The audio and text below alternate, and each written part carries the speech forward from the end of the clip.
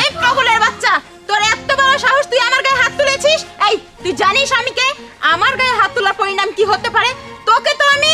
আরে আপনি চুপ থাকেন, আপনি তো শুধু মুখে ভকভক করছেন, দেখেন আমি কি করি। এই পাগলের বাচ্চা, এই ছোট লোকের বাচ্চা, তোর সাহস হয় কি করে আমাদের গায়ে হাত তোলার? জানিস আমরা কে? হ্যাঁ, আরে আপু আমরা কে? প্লিজ থামুন না, উনি তো অসহায় পাগল একজন মানুষ, ওনাকে মেরেই বা কি লাভ? উনি তো আর বুঝতে পারেনি।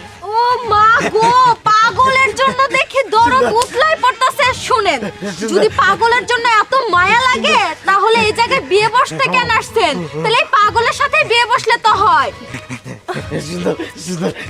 দেখুন, আপনার কি খারাপ লাগছে? আচ্ছা, আপনার কি ক্ষুধা লেগেছে?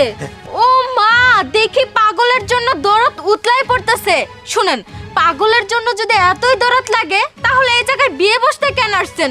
পাগলের সাথে বিয়ে বসে সংসার করেন না, অনেক সুন্দর মানাবে দুজনকে। ঠিকই বলেছেন আপনি। আপনি যদি এরকম পাগলামি করেন তাহলে ওরা আপনাকে নিয়ে হয় হাসাহাসি করবে, না হয় আপনাকে মারধর করবে। দেখতে পেরেছেন পাগলের সাথে কি পিরিত জমে উঠেছে? হ্যাঁ, একদম ঠিক বলেছেন। আচ্ছা মা, দেখো তো, আমি তো তেমনটা বুঝি না। আমার এই মোবাইল থেকে এই মোবাইলের মধ্যে 50,000 টাকা পাঠানো লাগবে, একটু পাঠিয়ে দাও না। যদি 50-50 শেয়ার করে নিই তাহলে। এই দেখি আর ফোনটা, মানে আমি দিয়ে দিচ্ছি। ও হলো মূর্খ, এ কি এসব জিনিস বুঝবে? কখনো বুঝবে না। আপনি একটু ওয়েট করেন না, আমরা নিয়ে দিচ্ছি। দেখতে পাচ্ছেন না এনার কি গেটআপ? এই গেটআপে এসেছে বড়লোক জামাই হাতিয়ে নেওয়ার জন্য। আরে আপু, আপনি তো ভুল নাম্বার দিচ্ছেন। চুপ! অশিক্ষিত কোথাকার, গন্ড মূর্খ কোথাকার। এই, তুই জানিস এটা কোনটা নাম্বার নাকি ঠিক নাকি ভুল সেটা তুই জানিস না? জেনে শুধাই উল্টাপাল্টা কথা বলে। আন্টি আপনি চিন্তা করবেন না, ও কি অ্যাকাউন্ট সম্বন্ধে কিছু জানে নাকি? অ্যাকাউন্ট কি এটাই তো বুঝি না। আমরা বুঝি, আমরা। হ্যাঁ, ঠিক আছে, তুমি চুপ করো, তোমরা পাঠাও। হ্যাঁ, পাঠিয়ে যা, আর একটু লাগবো। হয়ে গেছে, নেন নেন। বাহ, এই পাগলের বাচ্চা, ছোট লোকের বাচ্চা, তুই আবার এই জায়গায় কেন আসছিস? Don't shout! চিল্লাবেন না, এতক্ষণ অনেক চিল্লা চেঁচামেচি করেছেন। আচ্ছা, আপনারা এখানে কেন আসছেন? এই জায়গায় কিসের জন্য আসবো?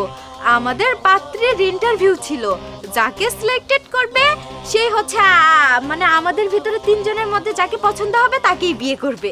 আপনারা কি পাত্রকে দেখেছেন? না, আসলে পাত্র এখনো আসেনি তো, তাই আমরা ওয়েট করছি। পাত্র এসেছিল, এমনকি আপনাদেরকে দেখেছে, আপনাদেরকে আনসিলেক্ট করে চলেও গিয়েছে। এই তুই কে? তুই এখানে কি ভুলভাল বলছিস? তুই জানিস পাত্রকে? আর তুই জানবি বা কি করে? পাত্র তো তোর মতো পায়ে হেঁটে হেঁটে আসবে না। পাত্র আসলে আমাদের দেখার জন্য গাড়ি নিয়ে আসবে, বুঝতে পেরেছিস?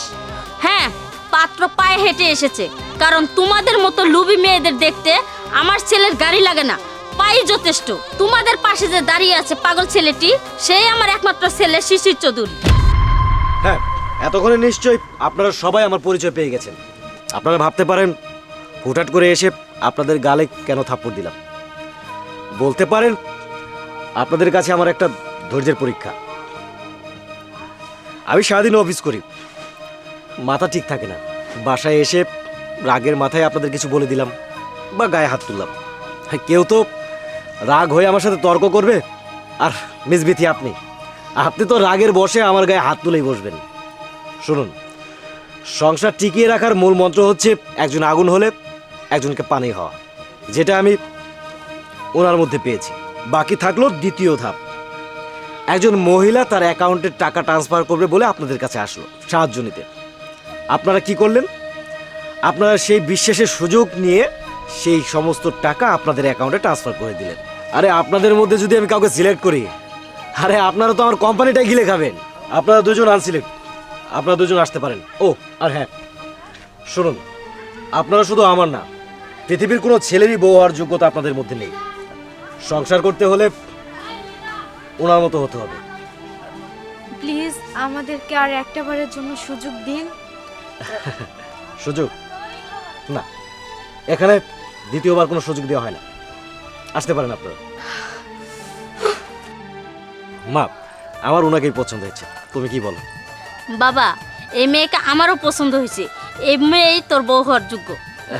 হ্যাঁ, এবার আপনার মুখ থেকে শুনতে চাই, আপনি কি রাজি?